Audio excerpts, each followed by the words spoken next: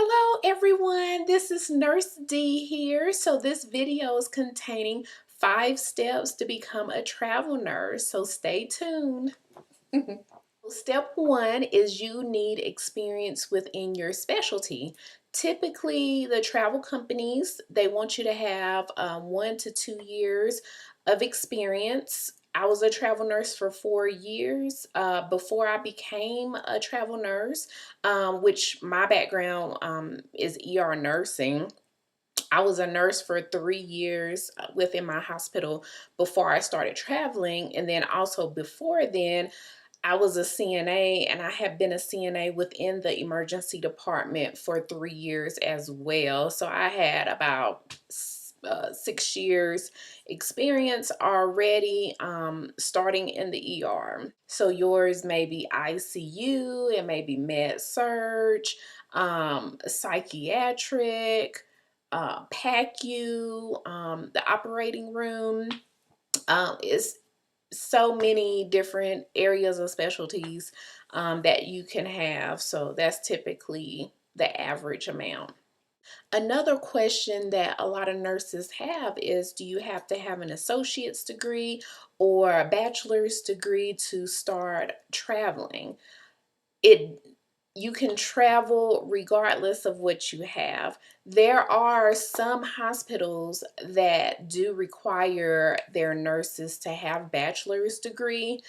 A lot of those are considered magnet hospitals where they're supposed to be providing high level of quality care, and so it requires for them to have an X amount of nurses that have bachelor's degrees working within their hospital for that magnet certification. But that shouldn't stop you. You know, there's so many different hospitals out here that will accept any nurses because, let's face it, most hospitals are short staffed. So the demand is high with travel nursing. And another thing I want to add is the most important thing is you have to be confident within your specialty, because when you go out here to travel, typically the orientation is for maybe a day or two, 3 at the most that I've seen. Typically, they're just showing you the ropes as far as where the medication rooms are, the codes to get in a room, the documentation, how to use the computer systems, and what their process is. They're not going to be training you on how to actually be a nurse. So, you know, you have to already have those skills. You already have to know, you know, within your specialty, what the typical meds are, the medications you're going to be given, the standard protocols. But pretty much every hospital within the United States practice the same protocol when it comes to each specialty that I experienced when I was an ER nurse. It was just knowing all the other handed stuff that I needed to know. So definitely, you know, when you do start, have a pad with you to write down all the codes and what the process is, the paperwork you got to fill out, when you have an admission, when you have a transfer, and so forth. Step number 2 is certifications. You definitely have to have this. The basic certification that every nurse should have is BLS. Outside of that, it depends on the specialty that you work in, to determine what certifications you need when you become a travel nurse. For me, I worked in the ER as a travel nurse for 4 years, so I needed ACLS and PALS. Not all hospitals require PALS. Typically, the hospitals that had an actual emergency department dedicated to children or peds and stuff like that, they wanted me to have PALS, but I had it anyway. Just because if I didn't have it, then those hospitals would not accept me. Another certification that I had was TNCC as well, trauma nurses courses, which was the name for that class that I didn't necessarily have to have. Some hospitals, very little hospitals, require those extra high level certifications, but a lot of them don't. But it does make you a little bit more marketable and allow the hospital to maybe choose you over another person because you have this certification, possibly. Step 3 is nursing license.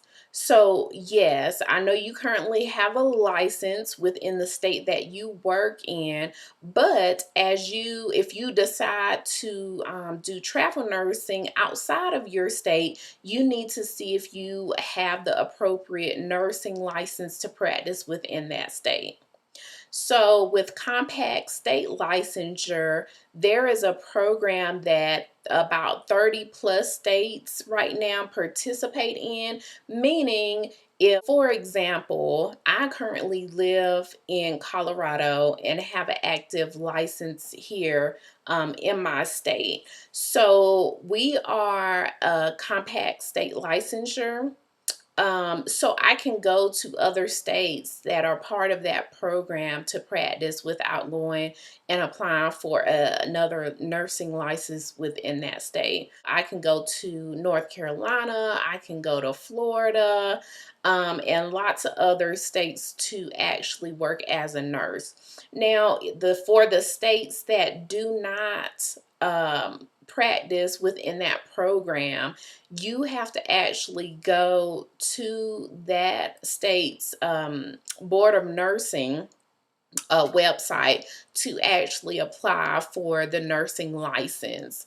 And as far as the time frame of how long it takes to get approved is different. Sometimes it may, be within a week or a few weeks or possibly a month or two. Maybe things have gotten better now. But it's different. But you can a lot of times get reimbursed from whatever nursing company that you do work with, because when you're applying for these different nursing licenses in these states, it does have a cost to it. So a lot of time, whatever company that you decide to go with, they will reimburse you for that cost to apply for the nursing licensure. So I pulled this today off the internet as of June 12th, 2020. And this is a map of the current compact states within the blue, and all the other colored states are pending or they're almost there.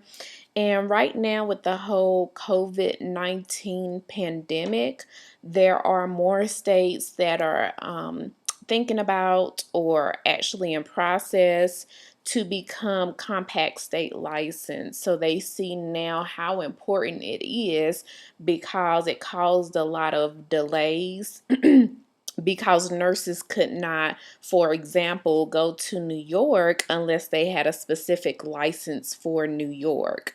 So we're looking at more states opening up to the compact state instead of having to actually go on their board of nursing to apply, and then you having to wait for the whole process before you can actually go and practice as a nurse.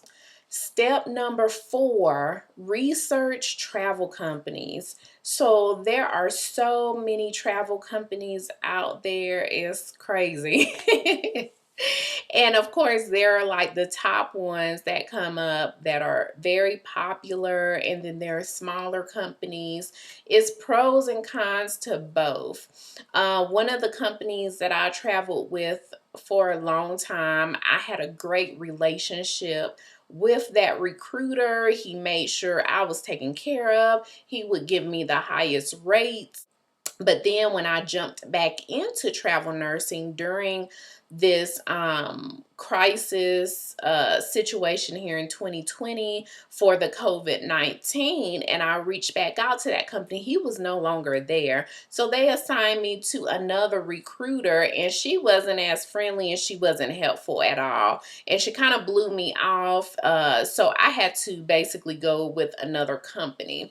So the most important thing is to research your companies.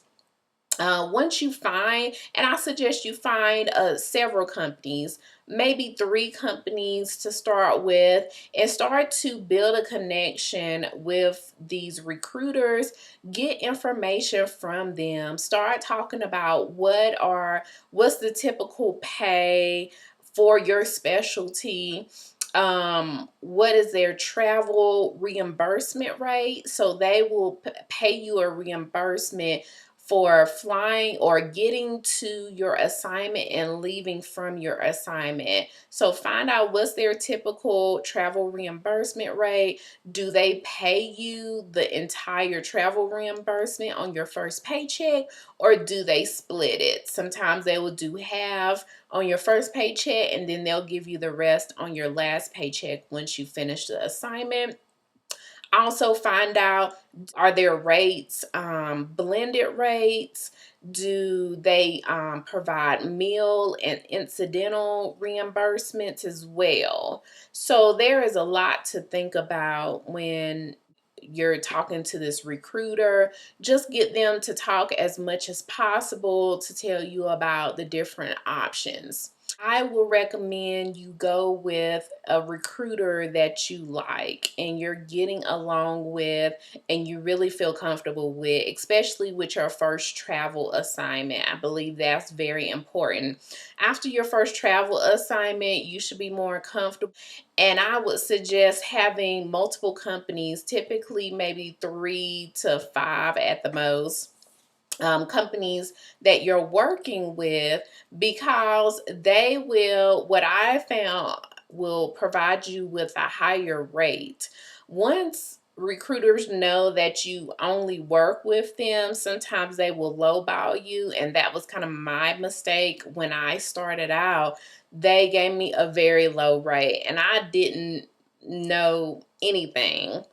But once I started to venture out, once I became more confident as a travel nurse, after my first or second assignment, I started researching other companies and would go with other companies where they would give me better rates, and I started getting better rates. It just went up from there. Step number 5 is research your housing options and also transportation. So start looking at where you plan to kind of travel to, the state, the area. Once after you start talking to your recruiter and everything, and determine the area that you want to be in, to kind of see as far as your housing.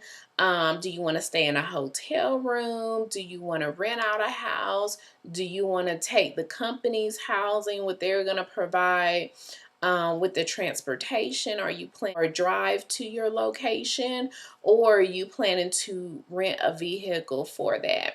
I'm going to do a separate video about housing and transportation to talk about the different options and the better route to go. So I will link the video in the description below once I've created that video for you. So definitely subscribe so you won't miss out. And most importantly, enjoy yourself during this process.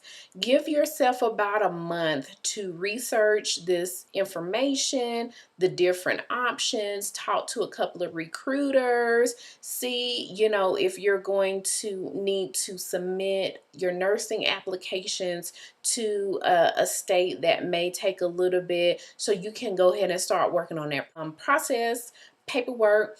And then also within your hospital, there are, I'm sure, travel nurses that are working with you in your department. Reach out to them, pull them to the side and talk to them about their experience. Ask them what company they're using. Do they really like their recruiter? And maybe they'll be willing to refer their recruiter to you.